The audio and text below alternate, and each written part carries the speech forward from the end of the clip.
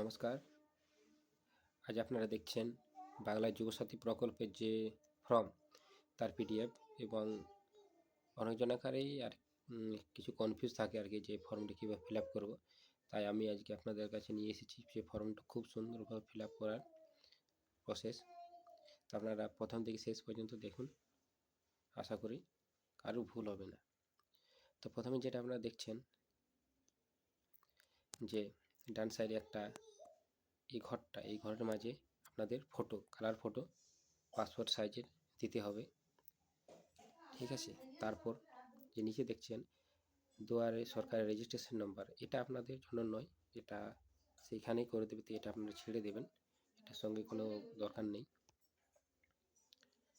এরপর যেটা দেখছেন আধার কার্ড নম্বর, আপনি যে ফিল আপ করছেন তার আধার কার্ড নম্বর এখানে খুব সুন্দরভাবে লিখবেন।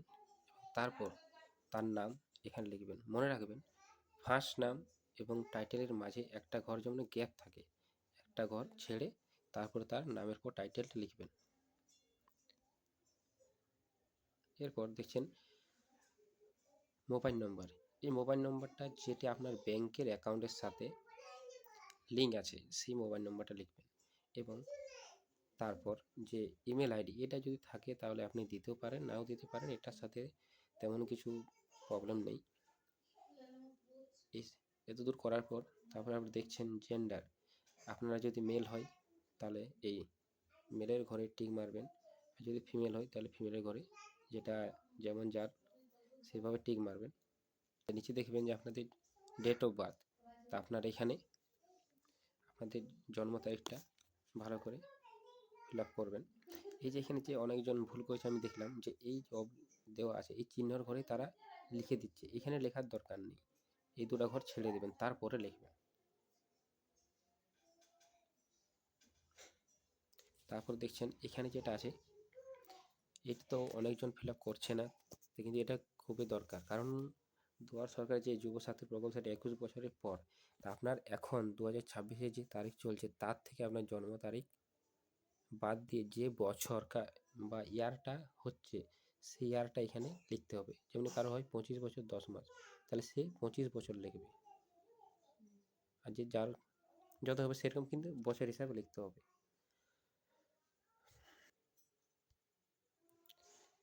এখানে তার বাবার নাম লিখবেন এবং তার মায়ের নাম, এবং নিচে যেটা আছে তার স্বামী যদি থাকে তাহলে স্বামীর নাম কিংবা তার স্ত্রীর নাম এখানে লিখতে হবে। সবসময় মনে রাখবেন তার বাবার নাম এবং তার টাইটেলের মাঝে একটা সবসময় যেমন গ্যাপ থাকে তারপরেই লিখবেন, এবং সবসময় বড় হাতের লিখতে হবে ব্লক লেটারে। তারপর তাদের কাস্ট জানতে চেয়েছে, যারা এসসি তারা এসসি লিখবেন, যারা এসটি তারা এসটি, আর আদার্স যারা তারা আদার্স লিখবেন।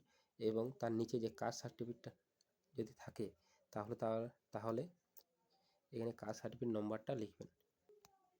এবার নিচে আসুন, নিচে দেখবেন ম্যারেজ স্ট্যাটাস মানে বিবাহিত অবস্থা, সে যদি অবিবাহিত তাহলে এই ঘরের মধ্যে রাইট চিহ্ন দিতে হবে, আর সে যদি অবিবাহিত তাহলে এখানে, আর যদি কিছু আদার্স থাকে তাহলে আদার্স লিখতে হবে। এই ঘরের মধ্যে যে কোনো একটাতে টিক মারবেন, যার যেমন অবস্থা।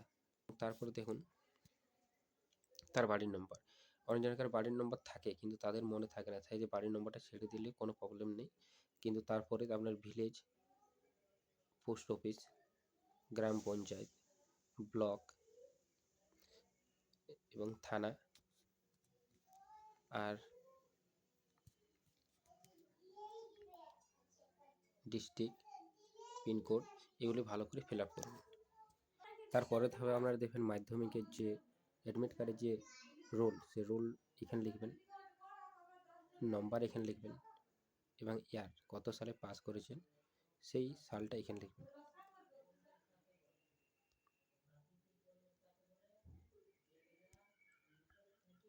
তারপর আপনারা কোন বোর্ডের থেকে পাস করেছেন সেই বোর্ডটা এখানে লিখবেন, কিংবা এখানে টিকমার্ক করতে পারেন এইগুলোর মধ্যে। এরপর আপনারা শিক্ষাগত যোগ্যতা, হায়েস্ট শিক্ষাগত যোগ্যতা আপনার কত আছে তা এখানে লিখতে হবে। তারপর জাতি মানে আপনারা এখন কোন পেশার সঙ্গে যুক্ত সেটা এখানে লিখতে হবে। তারপর দেখতে পাচ্ছেন আপনাদের ব্যাঙ্ক ডিটেলস, যেটা আপনারা খুব ভালোভাবে ফিল আপ করবেন। প্রথমে ব্যাংকের নাম, তারপরে ব্রাঞ্চ মানে শাখা, তারপর অ্যাকাউন্ট নম্বর, যেটা ভালো করে ফিল আপ করতে হবে। তারপর আইএফসি কোড, এইগুলো আপনারা ভালো করে ফিল আপ করবেন।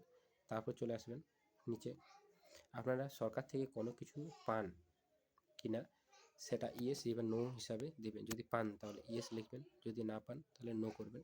যদি পান তাহলে এখানে আপনাকে লিখতে হবে যে কি পান, সরকার থেকে মানে আপনারা কি সহায়তা পান সেটা এখানে লিখতে হবে। তারপর চলে আসবেন নিচে। এবার নিচে আপনারা দেখতে পাবেন ফর্ম ফিল আপ হওয়ার পর আপনাদের কী কী জেরক্স চাইছে তা এখানে লিখতে হবে। যেমন আপনি দেখুন মাধ্যমিকের অ্যাডমিট কার্ড জেরক্স দিবেন, এখানে টিক মার্ক করবেন।